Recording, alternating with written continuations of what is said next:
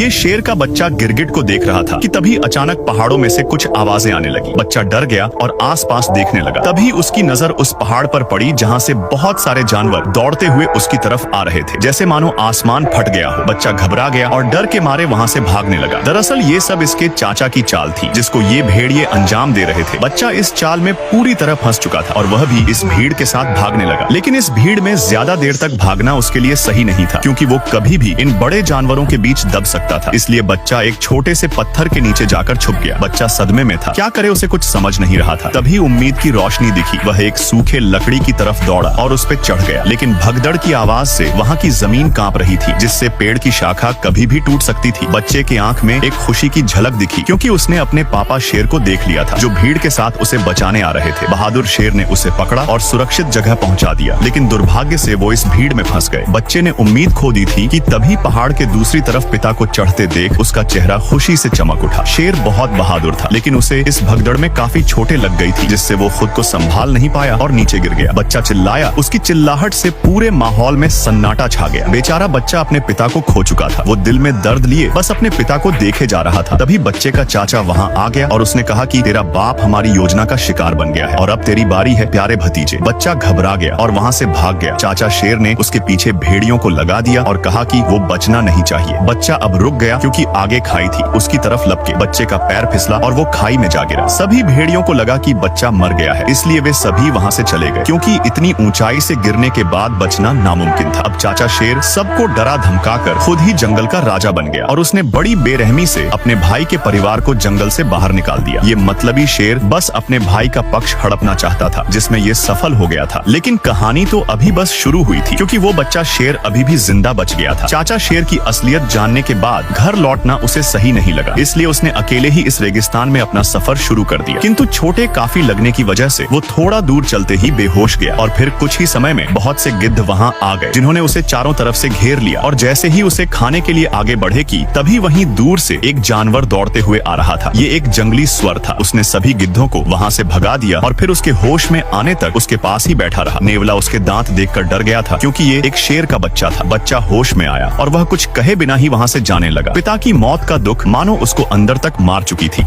अब वो बच्चा उदास होकर यहाँ से जा रहा था। तभी नेवला और सुअर उससे बात करने की कोशिश करते हैं और बातों ही बातों में वे अच्छे दोस्त बन जाते हैं। वो दोनों उसको हौसला देते कि जिंदगी में हर कोई अपनों को खोता है, ये नियति का नियम है, लेकिन इसका मतलब ये तो नहीं कि जीना ही छोड़ दिया जाए और तुम तो एक बहादुर शेर के बेटे हो। ये सुनकर बच्चा बहुत अच्छा महसूस करता है। अब ये दोनों इसे अपने जंगल लेकर जाते हैं। जंगल को देखकर बच्चा शेर को बहुत अच्छा लगता है, लेकिन यहाँ के जानवर बच्चा शेर को देखकर हैरान थे कि ये शेर का बच्चा इनके जंगल में कहाँ से आया, क्योंकि इनका मानना था कि शेर कभी भी इनके हितैषी नहीं हो सकते। लेकिन नेवला और सुअर ने किसी की बात नहीं मानी और कुछ समय बाद सब लोग साथ में मिलकर रहने लगे। ऐसे ही साथ में रहते रहते कुछ साल बीत गए। अब वो बच्चा बड़ा हो चुका था, जिसको सब सिम्बा के नाम से जानते थे, जो बिल्कुल अपने पिता की तरह ही दिखता था। इधर चाचा शेर ने जंगल में टहलका मचा रखा था। वह अपनी भूख मिटाने के लिए निर्दोष जानवरों की हत्या करता। समय के साथ इसका लालच और भी ज्यादा बढ़ गया था। इसके राज्य में किसी को भी खाना नसीब नहीं होता था, क्योंकि ये अपने सिवा किसी को शिकार नहीं करने देता था, जिससे सिम्बा के परिवार वाले हमेशा भूखे रह जाते थे। लेकिन फिर भी सिम्बा के परिवार वाले बहुत बेबस थे। वे कुछ नहीं कर सकते थे, क्योंकि उनके चारों तरफ चाचा शेर का दबदबा था। और सिम्बा की माँ भी बहुत बहादुर थी। वह बोलती है कि हम अपने गौरव भूमि को ऐसे नहीं छोड़ सकते और न ही हम ऐसे भूखे मर सकते हैं। हमें कुछ न तो कुछ करना चाहिए। सभी उसकी बातों में हामी भरने लगते हैं कि तभी दूसरी शेरनी कहती है, लेकिन उस शेर के खिलाफ जाएगा कौन? इसमें इतनी हिम्मत है? तभी वहाँ भेड़िया आ जाता है और सिम्बा की माँ को अपने साथ लेकर जाता है। सब डरे थे कि अब क्या होने वाला है। सिम्बा की माँ शेर के पास जाती है तो शेर ने कहा कि मुझे पता है तुम लोग क्या योजना बना रहे हो, लेकिन तुम्हारी कोई भी योजना काम नहीं करेगी। सिम्बा की माँ ने कहा, आखिर कब तक तुम ऐसे निर्दोष जानवर की हत्या करोगे? बंद करो ये सब। तभी शेर कहता है कि शिकार करना हमारा फितरत है, अगर हम शिकार नहीं करेंगे तो हम खाएंगे क्या? तो सिम्बा की माँ बोलती है, लेकिन तुम गलत तरीके से कर रहे हो, यह सब गलत है। तो गुस्से में आकर शेर आदेश देता है कि ये बचा कुचा शिकार भेड़िया खाएंगे और तुम्हारा परिवार आज भी भूखा मरेगा, और फिर वहाँ से चले जाता है। इधर सिम्बा पूरी तरह से जंगल में घुल मिल गया था। वह अपने परिवार को भूल ही चुका था, लेकिन रात के घने अंधेरे में वह तारों की तरफ देखते हुए अपने पिता को जरूर याद करता और उदास हो जाता, क्योंकि पिता के मौत का दोषी वो खुद को मानता था। उसी समय उसका एक बाल टूटकर पानी में गिर जाता है, जिसे घास समझकर एक चिड़िया उठाकर अपने घोंसले में ले आती है और दूसरी चिड़िया उससे फेंक देती है, क्योंकि वह जानती थी कि ये घास नहीं एक जानवर का बाल है। अब बाल उड़कर जमीन पर जा गिरता है। तभी उस बाल को उठाकर एक चींटी लेकर जाने लगती है। वहीं पास में बैठे बंदर की नजर उस बाल पर पड़ जाती है। वह उसे उठाकर पहचान जाता है कि ये बाल सिम्बा का है, जिससे वो अंदाजा लगा लेता है कि सिम्बा अभी भी जिंदा है। ये संदेश उसके लिए और पूरे जंगल के लिए एक खुशी का संदेश था। उसे एक उम्मीद मिल गई कि भगवान के घर में देर है पर अंधेर नहीं। यहाँ सिम्बा के दोस्त पर एक शेरनी हमला कर देती है। उस जंगल में शेरनी घुस चुकी थी। सिम्बा के दोस्त अपनी जान हथेली में लेकर भाग रहे थे, लेकिन शेरनी के रफ्तार के आगे वे दोनों कब तक टिक पाते। अब दोनों का जान बचाना मुश्किल था, लेकिन तभी वहाँ सिम्बा आ जाता है और हमला कर देता है। दोनों ही शेर जाबाज थे, फिर भी शेरनी उसके मुकाबले में आगे निकल गई। उसने सिम्बा को दबोच लिया, लेकिन सिम्बा उसे पहचान लेता है और उसे लाना कहकर पुकारता है। शेरनी समझ जाती कि ये कोई और नहीं बल्कि सिम्बा है, क्योंकि सिम्बा ही उसे इस नाम से पुकारता था। दरअसल दोस्तों, लाना सिम्बा के बचपन का प्यार था, जो उसे आज कितने सालों बाद मिला था। सालों की जुदाई से दोनों बहुत भावुक हो जाते हैं। अगर प्यार में सच्चाई हो तो वो कभी न कभी जरूर मिलता है, देर से ही पर मिलता है। लाना बहुत खुश थी कि सिम्बा अभी भी जिंदा है। तभी सिम्बा ने कहा, लाना ये मेरा जंगल है, यहाँ तुम्हें बहुत सुकून मिलेगा। तो लाना ने कहा, सिम्बा ये जंगल छोड़ो और अपने घर चलो। तुम्हारे चाचा शेर ने हम पर बहुत जुल्म किए हैं। उसने हमारे देवभूमि को नर्क बना दिया है। अब तुम्हें वापस चलना चाहिए। लेकिन सिम्बा जाने से मना कर देता है और लाना को यहाँ कुछ देर और रुकने को कहता है। लाना उसकी बात मान लेती है और फिर सिम्बा उसे पूरा जंगल घुमाने लगा। लाना को ये जंगल बहुत पसंद आया था। दोनों बहुत घूमते और बहुत सारी यादें बनाते। आखिरकार कितने सालों बाद सिम्बा अपने प्यार से मिला था। अब दोनों घूम ही रहे थे कि तभी लाना कहती है, अगर तुम जिंदा थे तो फिर घर क्यों नहीं आए? तुम्हें अपने लोगों की याद नहीं आती है क्या? तुम्हारे चाचा शेर ने हम सब पर बहुत जुल्म किए हैं, हमारी दुनिया ही उसने बर्बाद कर दी। तो सिम्बा कहता है, मुझे इससे कोई फर्क नहीं पड़ता, अब यही मेरी दुनिया है। सिम्बा पूरी तरह से बदल गया था। लाना ने कहा, सिम्बा तुम्हारे पिता बहुत बहादुर थे, लेकिन तुम उनके जैसे बिल्कुल भी नहीं हो। तुम तो बहुत मतलबी और डरपोक हो। लेकिन फिर भी सिम्बा जाने के लिए नहीं बोलता है, जिससे लाना गुस्से में वहाँ से चली जाती है। अब रात को सिम्बा उदास होकर जा ही रहा था कि उसे एक बंदर दिखता है। ये बंदर सिम्बा को जानता था, लेकिन सिम्बा इसे नहीं जानता था। बंदर उसके पास जाता है, लेकिन सिम्बा उसे पहचानने से इनकार कर देता। तो बंदर कहता है कि मैं तुम्हारे पिता को जानता हूँ और चाहो तो मैं तुम्हें उनके पास ले जा सकता हूँ। सिम्बा हैरान था, लेकिन खुश भी था कि शायद उसके पिता जिंदा है। अब दिल में उम्मीद लिए वह बंदर के पीछे दौड़ पड़ा। बंदर नदी के किनारे बैठ जाता है और सिम्बा को नदी में देखने को बोलता है। जब सिम्बा नदी में देखता तो उसे अपने में पिता की झलक दिखती है। बंदर कहता है कि तुम्हारे पिता तुम्हारे अंदर है, जिससे वह जोश में आ जाता है। तभी आसमान में बिजली चमकी और एक आवाज आई। ये आवाज उसके पिता शेर की थी, जो कह रहे थे कि बेटा तू जाबाज है, तुझे हमारी गौरव भूमि को बचाना है, क्योंकि हम एक जाबाज प्रजाति से हैं और शेर जंगल का राजा होता है। राजा ये सुनकर सिम्बा जोश से भर गया और अब उसके अंदर सोया हुआ शेर जाग चुका था। वो पूरी तरह से तैयार था। अपने गौरव भूमि को बचाने के लिए उसने जोर से दहाड़ लगाई और इस लड़ाई का आगाज कर दिया। अब यह सिम्बा का नया रूप था, जिसे हराना नामुमकिन था। सिम्बा अपने गौरव भूमि की तरफ निकल पड़ा और कुछ दूर पर उसे लाना भी मिल गई। लाना उसका यह रूप देखकर बहुत खुश हुई। अब दोनों साथ में अपने गौरव भूमि पर पहुंच चुके थे। अपने भूमि की ये हालत देख वह बहुत दुखी हो गया। तभी लाना कहती है, सिम्बा अब आगे क्या करोगे? बोली, सिम्बा आगे क्या करोगे? सिम्बा ने कहा, अपनी भूमि की रक्षा करूंगा, जिसकी जिम्मेदारी मेरे पिता ने दी है। उसी समय एक पक्षी उसके पास आया। ये सिम्बा के परिवार का हिस्सा था। उसने सिम्बा को प्रणाम किया। कुछ देर बाद सिम्बा के दोस्त भी आ गए। वे जानते थे कि यह लड़ाई आसान नहीं होगी, लेकिन फिर भी वे उसके साथ खड़े थे। सिम्बा ने उन्हें समझाया कि इस राह में मौत है, तुम लोग वापस चले जाओ। तभी सुअर कहता है, हम जब तक जिंदा है तब तक तुम्हारा साथ देंगे। इस युद्ध में सभी जानवर सिम्बा के साथ कंधे से कंधा मिलाकर खड़े थे। अब सिम्बा सभी को अपने साथ लेकर आगे बढ़ा, लेकिन सामने रास्ते में कुछ भेड़िए भोजन कर रहे थे। सिम्बा ने उन सभी का ध्यान भटकाने की जिम्मेदारी अपने दोस्तों को दिया। नेवला और सुअर उनके सामने आ गए और भेड़ियों का ध्यान अपनी ओर खींच लिया। भेड़िए उन्हें देखकर दहाड़ते हुए दौड़े और इस बीच सिम्बा लाना के साथ दूसरे रास्ते से आगे बढ़ गया। दूर पहाड़ी पर बैठा बूढ़ा बंदर ये सब देख रहा था। उसकी आंखों में वर्षों का अनुभव और अब एक नई चमक थी। उसने अपने हथियार को फिर से उठाया, जिसे उसने मुफासा की मौत के बाद त्याग दिया था, लेकिन अब सिम्बा के लिए वो भी लड़ने को तैयार था। इधर चाचा शेर सिम्बा की माँ को अपनी रानी बनने को बोल रहा था। अगर उसने ऐसा नहीं किया तो वो उनके पूरे परिवार को खत्म कर देगा, लेकिन सिम्बा की माँ मना कर देती है। तो चाचा शेर कहता है, मैं मुफासा से ज्यादा शक्तिशाली हूँ। इस पर सिम्बा की माँ कहती है, तुम मुफासा के सामने भीगी बिल्ली हो। चाचा शेर गुस्से में आकर शेरनी पर हमला कर दिया। चाचा शेर की नीयत बहुत खराब थी। जिसकी नीयत खराब हो वो दूसरों का कभी भला नहीं कर सकता है। तभी एक खौफनाक दहाड़ की आवाज सुनाई दी। ये दहाड़ सिम्बा की थी। सिम्बा को देखकर चाचा शेर डर गया। उसे लगा कि ये उसका भाई है, क्योंकि सिम्बा बिल्कुल अपने पिता के जैसे दिखता था। तभी सिम्बा ने कहा कि दूर हो जाओ मेरी माँ से। शेरनी की आंखों से आंसू बह निकले। सालों बाद वो अपने बेटे को देख रही थी। वो उसे गले से लगा लिया और कहा, बेटा इतने दिनों से कहाँ थे? तो सिम्बा कहता है, माँ अब मैं सब कुछ ठीक कर दूंगा। उसकी वापसी से जैसे पूरे परिवार को फिर से से जीने की वजह मिल गई थी। अब उनकी जिंदगी में रोशनी आने वाली थी। सिम्बा को जिंदा देखकर चाचा शेर को बहुत गुस्सा आया और उसने कहा, भतीजे तुम्हें जिंदा देखकर बहुत खुशी हुई। सिम्बा ने कहा, काश चाचा तुमने थोड़ा अच्छा काम कर लिया होता तो शायद मैं तुम्हें आज छोड़ देता। तो चाचा शेर ने कहा, तमीज से बात करो, तुम इस जंगल के राजा के सामने खड़े हो। उसी समय लाना ने पूरे जंगल के सामने ऐलान किया, अब से हमारा राजा सिम्बा है और हम उसके लिए लड़ेंगे। सिम्बा के परिवार ने भी दहाड़ लगाकर युद्ध का आगाज किया। सिम्बा ने चेतावनी दी, अपनी हार स्वीकार कर लो चाचा, अब तुम्हारे पास कोई और रास्ता नहीं है। लेकिन चाचा शेर भी चालाक था। उसने कहा, अरे बच्चे, मैं नहीं चाहता कि मैं तुम्हारा काल बनूं। और तुम सबको पता है कि सिम्बा ने क्या किया है। प्यारे भतीजे, तुमने इनको बताया नहीं कि तुम अपने पिता के हत्यारे हो। अपना गुनाह कबूल कर लो और सबको बताओ कि तुम्हारे वजह से हमारे महान राजा मारे गए थे। अब सिम्बा का पूरा परिवार बेचैनी से सिम्बा को देखने लगा। तभी सिम्बा सिर झुकाते कहता, हाँ पिताजी, मेरे वजह से मारे गए थे। अब चाचा शेर ने अपनी चालाकी दिखाना शुरू कर दिया। उसने कहा, प्यारे भतीजे, तुमने इनको बताया नहीं कि तुम महाराज के कातिल हो। अब अपना जुर्म कबूल कर लो। ये सुनकर सिम्बा का पूरा परिवार सिम्बा को बेचैनी से देखने लगा। तभी सिम्बा ने सिर झुकाते हुए कहा, हाँ पिताजी, मेरे वजह से मारे गए थे। मौके का फायदा उठाते हुए चाचा शेर ने कहा, देखो ये है तुम्हारा मसीहा जो अपने ही बाप का हत्यारा है। आज इसी की वजह से महाराज हमारे बीच में नहीं है और ये क्या राजा बनेगा जिसने अपने ही पिता को निगल लिया। चाचा शेर ने अपनी चालाकियों से सिम्बा की आवाज को दबा दिया और उसके पूरे परिवार को उसके ही खिलाफ कर दिया। वो कहते हैं ना, सांप भी मर जाए और लाठी भी ना टूटे। ये वाली हालत उसने सिम्बा का कर दिया था। अब चाचा शेर उसे डराने लगा और कहा, मेरे कदमों में गिर भतीजे। तभी घबराहट में सिम्बा का पैर फिसला और अब वो चट्टान पर लटका हुआ था। उसी समय अचानक से एक आग उगलती हुई बिजली गिरी। अब वो समय आ गया था जब एक पापी का अंत होने वाला था। चाचा शेर ने कहा, यही खौफ मैंने तुम्हारे पिता की आंखों में देखा था जब तुम्हारे पिता इसी तरह अपनी जान की भीख मांग रहे थे। फिर चाचा शेर ने उछलकर सिम्बा के पैर को दबा लिया और धीरे से कहा, प्यारे भतीजे, तेरे पिता को मैंने ही मारा था, बिल्कुल इसी तरह से, और आज तेरी बारी है। इतना सुनते ही सिम्बा को वो दर्द भरे पल याद आने लगे। सिम्बा की आंखों में आग जल उठी। उसने पूरी ताकत से चाचा शेर के बाल पकड़े और चट्टान पर वापस चढ़ाया और चिल्लाकर कहने लगा, कैसे भाई हो तुम जो अपने ही भाई को खा गया। तभी चाचा शेर ने कहा, ये अपना जुर्म छुपाने के लिए मुझे फंसा रहा है, इसकी बात मत सुनो। शेरनी ने कहा, जब तुमने महाराज को मारा नहीं तो तुमने उनकी आंखों में कैसे देखा। ये सुनते ही चाचा शेर का चेहरा फीका पड़ गया। अब उसका अंत करीब था। फिर भी उसने हार मानने के बजाय भेड़ियों को आदेश दिया, मार डालो इन सबको। वो सारे खतरनाक भेड़िए सिम्बा के ऊपर टूट पड़े। एक भयंकर युद्ध छिड़ गया। सिम्बा अकेले ही उन भेड़ियों का सामना करने लगा। इधर लाना ने भी परिवार को लड़ने का आदेश दिया। सिम्बा का पूरा परिवार एकाएक कर भेड़ियों पर टूट पड़ा। ये था एक भीषण युद्ध जो सदियों से रुका हुआ था। तभी इतने सारे भेड़ियों के बीच एक अकेला सिम्बा कमजोर पड़ने लगा। अपना पल्ला भारी देख सारे भेड़िए उसे मिलकर नोचने लगे। कमेंट करते ही पार्ट 6 मिल जाएगा।